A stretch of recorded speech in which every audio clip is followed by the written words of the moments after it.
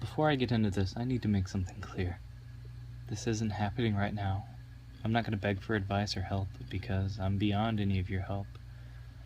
I've had to give up everything in my life that ever mattered.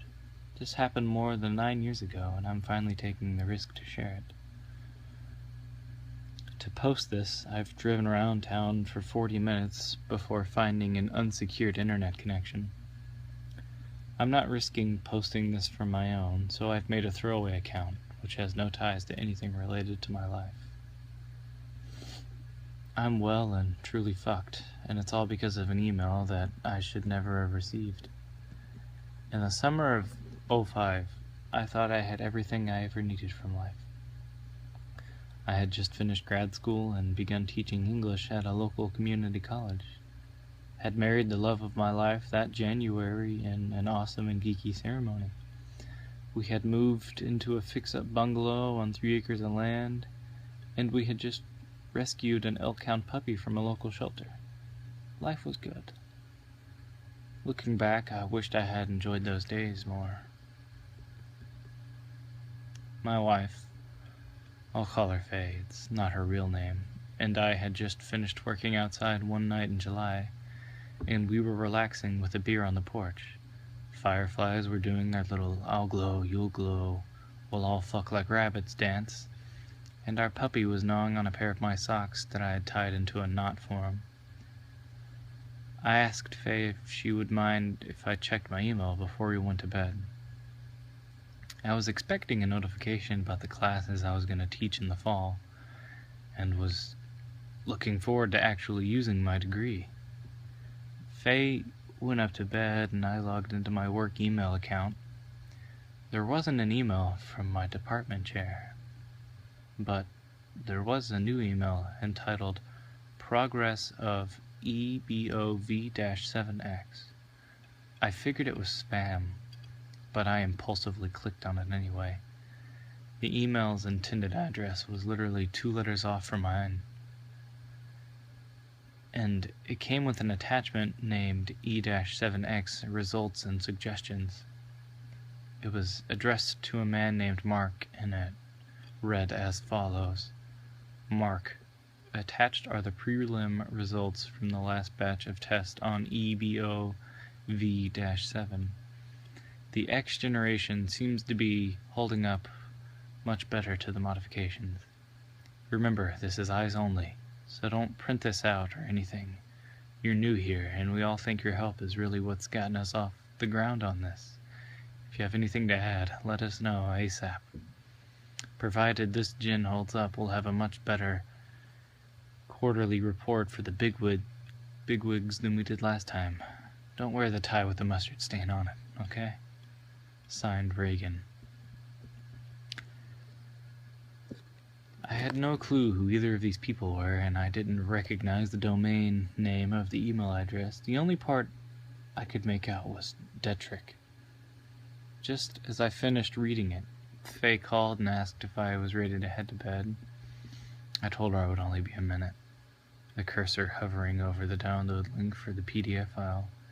Every reasonable part of me said to just delete the email, to pretend I never saw it. But, as you can probably tell, I was youthful and impulsive. I clicked on the download link, and after a few seconds, the download file popped up in my downloads. I opened it, fully expecting it to be password locked. I mean, from the tone of the email, wouldn't you? It wasn't. Fuck. I wish it had been. After it opened, I was bombarded with sentences so thick with scientific lingo that I had difficulty even parsing them out. I was a liberal arts major, for fuck's sakes. There was one diagram that I recognized, though, from having a friend in undergrad who majored in epidemiology. It looked like the picture to the right. For those of you who don't know, that's Ebola. I skimmed down until I finally found a paragraph that summarized what I had been struggling to read. With the iteration of EBOV-7X and the hiring of new personnel, we believe we have finally addressed the main desires of the client. EBOV-7X contains the following alterations from the base of EBOV-0. A. Increased incubation time of 12 to 14 days as opposed to EBOV-0 incubation of 2 to 12 days. B. Suppress the lack of appetite common in EBOV-0, thus removing one of the major diagnosable tools. C. Increase the durability of the virus, allowing it to remain hot up to 8 hours outside the human body. D. Decreased rate of fever increased by 20%, allowing for upwards of 35% more time before patient becomes immobilized. I pushed my chair away from the computer and simply stared for a minute.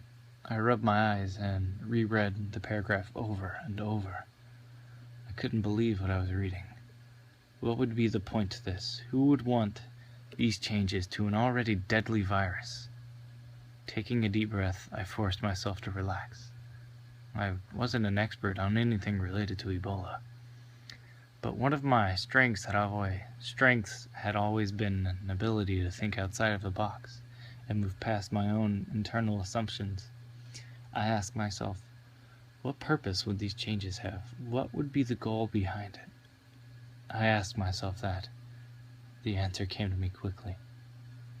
It wasn't about making a vaccine or wanting to remove the danger from the virus.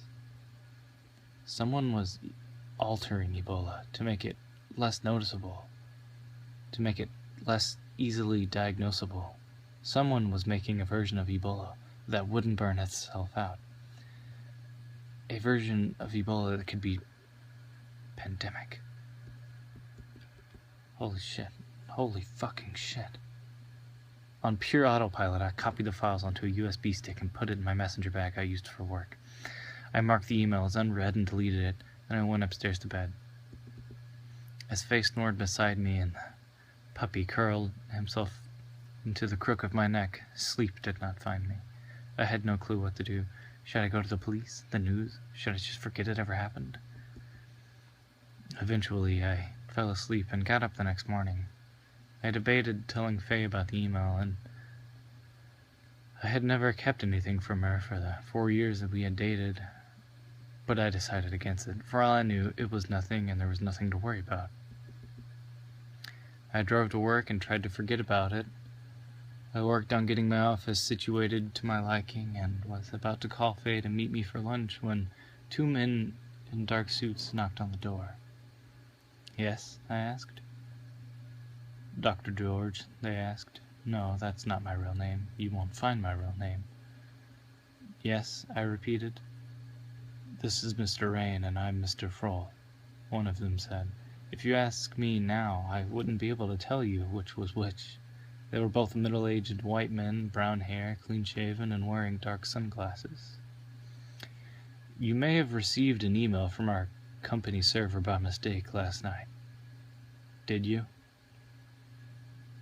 Okay, I'm gonna have to cut it off there. The family whose Wi-Fi I'm ripping off have looked out their window 4 times at my car. And now someone has a phone in their hand. I'll have to be more careful next time. I'll come back as soon as I can. Stay safe.